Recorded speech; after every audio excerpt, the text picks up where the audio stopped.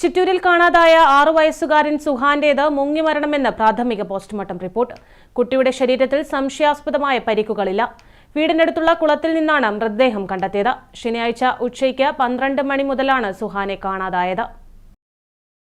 ചിറ്റൂരിലെ 6 വയസ്സുകാരൻ സുഹാന്റേത് മുങ്ങിമരണമാണെന്നാണ് പ്രാഥമിക പോസ്റ്റ്മോർട്ടം റിപ്പോർട്ടിൽ പറയുന്നത്.